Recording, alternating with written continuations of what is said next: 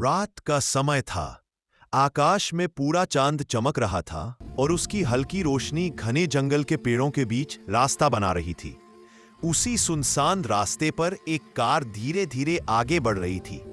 Car में बैठे थे दो भाई, रोहन और चिराग। दोनों का मूड बहुत अच्छा था। उन्होंने अपना दिन का काम सफलतापूर्वक पूरा कर लिया था और घर लौटते हुए मजाक कर रहे थे, हंस रहे थे। लेकिन जैसे जैसे रात गहरी होती गई, थकान दोनों की आंखों में उतर आई। इसी बीच रोहन ने यूं ही साइड मिरर में देखा और उसका चेहरा अचानक बदल गया। चिराग, पीछे देख, उसने धीमे डरी हुई आवाज में कहा। पीछे एक कार काफी देर से उनका पीछा कर रही थी।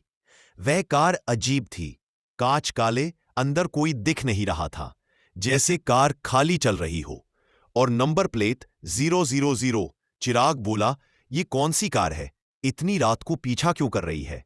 दोनों ने कार तेज कर दी। पीछे वाली कार भी तेज हो गई और तभी पीछे वाली कार हवा में उठने लगी। जमीन से 2 फीट, फिर 3 फीट और फिर बिल्कुल उनके ऊपर मंडराने लगी। दोनों के पसीने छूट गए। रोहन ने कार मोड़ी और पूरी स्पीड से एक पुरानी सड़क पर ले गया। आगे उन्हें एक जर्जर टूटी फूटी हवेली दिखी। हवेली के बड़े गेट खुले हुए थे, जैसे किसी का इंतजार कर रहे हो। जैसे ही उन्होंने हवेली में कार रोकी, पीछे वाली उड़ती कार अचानक हवा में से ही गायब हो गई। दोनों भाई डर के मारे हवेली के अंदर भागे। अंदर घुप अंधेरा था। धीमी सी हवा चल रही थी, लेकिन उसमें एक अजीब ठंडक थी। जैसे ही रोहन ने टॉर्च ऑन की, दोनों को एक बड़ी सी परिवार की तस्वीर दिखाई दी। एक पति, पत्नी और 3 बच्चे। लेकिन सबसे डराने वाली बात, सभी की आंखें पीली थी, चमकती हुई, जैसे वे तस्वीर में नहीं बल्कि सामने खड़े हो। दोनों का दिल धड़कने लगा। वे धीरे धीरे आगे बढ़े। अचानक उन्हें सामने से एक काला साया आता दिखाई दिया। लंबा, पतला, हवा में तैरता हुआ, और उसकी आंखें भी पीली और चमकदार। रोहन और चिराग चीख पड़े और दौड़ने लगे। हवेली की हर दीवार पर डरावनी पुरानी तस्वीरें, टूटी चीजें और किसी के फुसफुसाने जैसी आवाजें आने लगी। भागते भागते रोहन का हाथ एक पुरानी तस्वीर से टकराया।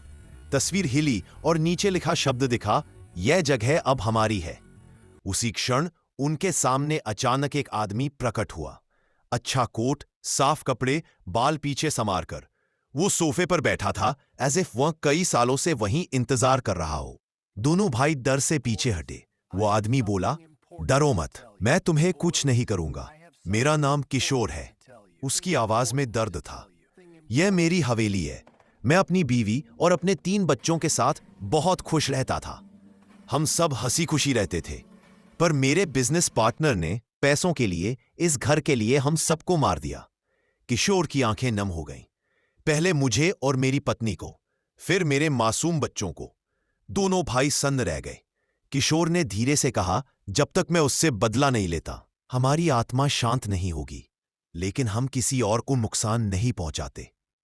तुम दोनों को यहां दोबारा नहीं आना चाहिए, इसीलिए मैंने तुम्हारी कार पर अपनी अंगूठी का निशान छोड़ा है, ताकि तुम्हें याद रहे ये जगह अब तुम्हारे लिए नहीं है।